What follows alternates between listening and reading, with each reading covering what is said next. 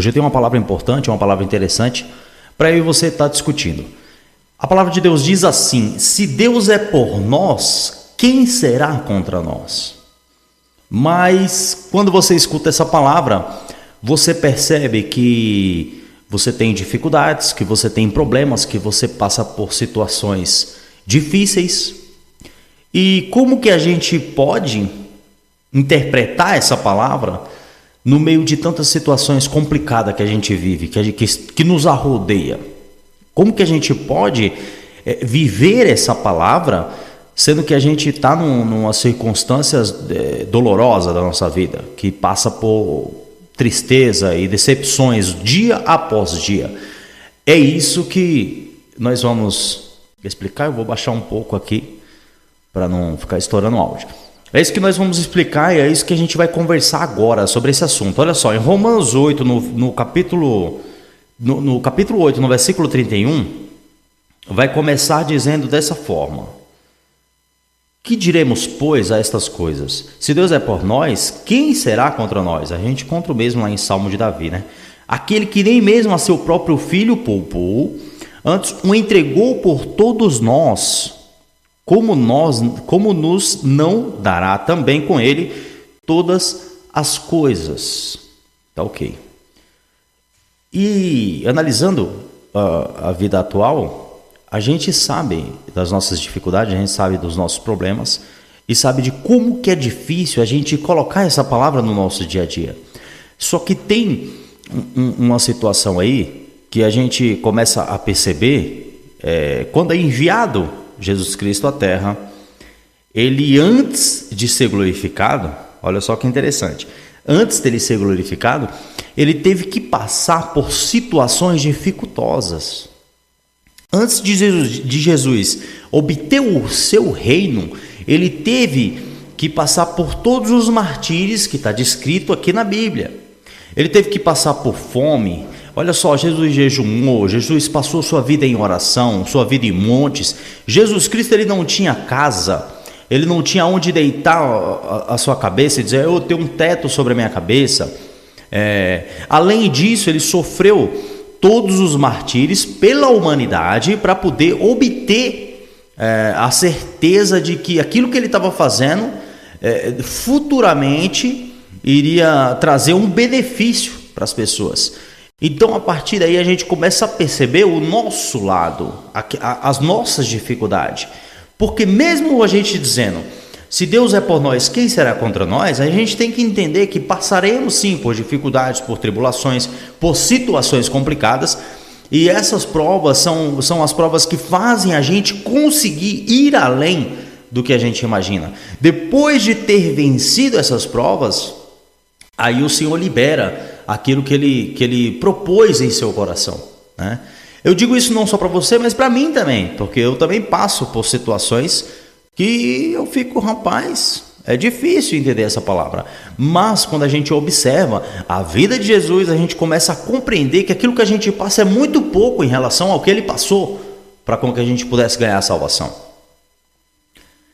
Se você tem contra você tudo, se você tem tudo contra você, despesa, financeiro, doença, não importa o que seja, você tem tudo contra você, mas quando você tem Deus junto com você, então realmente não lhe falta nada. E se for ao contrário? Tem muitas pessoas que têm tudo, mas não têm Deus. Então elas vivem numa situação de infelicidade, e é justamente isso que nós não vivemos. Porque nós temos Deus, mesmo sabendo que temos tempos difíceis, que clamamos, e que às vezes, mesmo com o clamor, se não for o momento certo para com que as coisas se alterem, mudem e fiquem melhor, a gente continua naquela peleja. E mesmo assim, ainda estamos felizes, ainda temos esperança. Coisa que as pessoas não têm mais, que é a esperança. Por quê? Porque eles não vivem Deus em sua vida, eles não vivem através do Espírito Santo, eles vivem através do seu financeiro.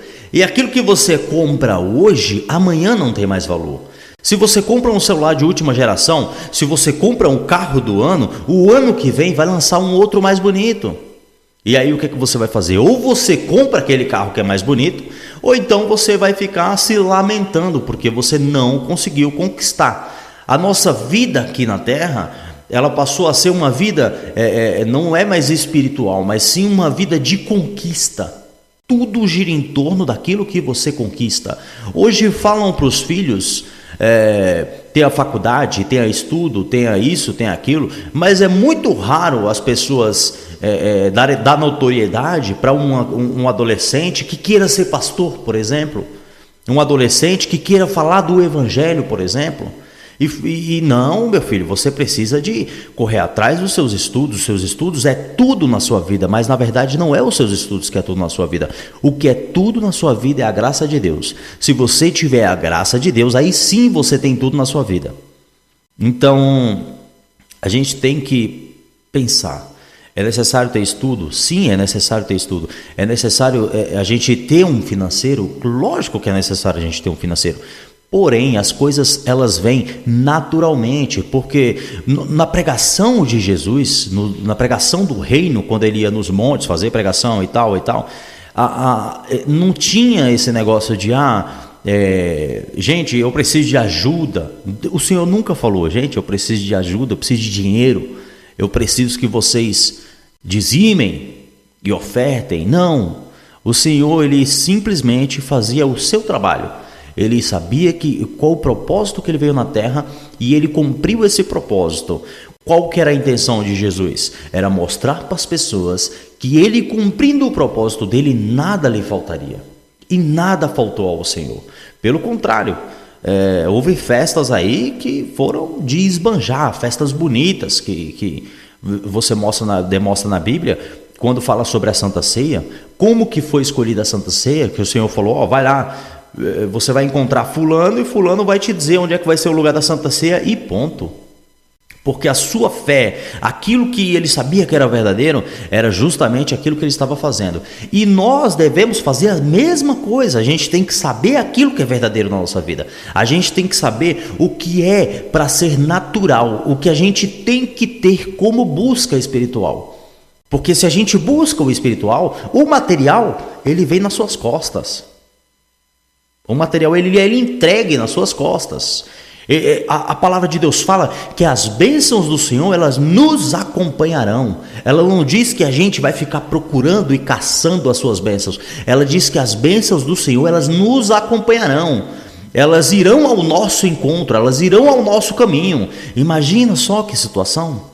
Então, a gente deve pensar dessa forma, por mais que seja difícil, por mais que nós estejamos em uma situação, em uma peleja, onde a gente não encontre uma saída, a gente tem que saber que essa prova, um dia ela irá passar. E depois que essa prova passar, a gente com certeza viverá a plenitude do Evangelho. Se a gente estiver na busca, porque tem gente que quando passa por uma prova, além de não suportar a prova que está passando, humanamente, porque a palavra de Deus fala que ele não dá uma carga naquela qual você não suporte. Então, humanamente, quando você não quer passar por uma prova e você acaba não querendo suportar aquela carga, então as pessoas elas começam a reclamar do que elas estão passando. Elas começam a murmurar sobre o que está acontecendo na sua vida. Então, você não foi um vencedor. Você não venceu a sua prova. Você simplesmente desistiu da sua prova. Você vai sair da sua prova, mas você não verá algo a mais daquilo que é necessário que você enxergue. Por quê? Porque você não passou pela prova. Então devemos aprender, mesmo na angústia, na tristeza, na dor, na infelicidade, no sofrimento, devemos aprender essa palavra. Se Deus é por nós, quem será contra nós? Está escrito lá em Romanos, no capítulo 8. Deixo a paz com vocês, espero que tenha sido de gratidão esse trabalho na vida de alguém que esteja ouvindo. Amém? Então, até uma próxima, se Deus quiser.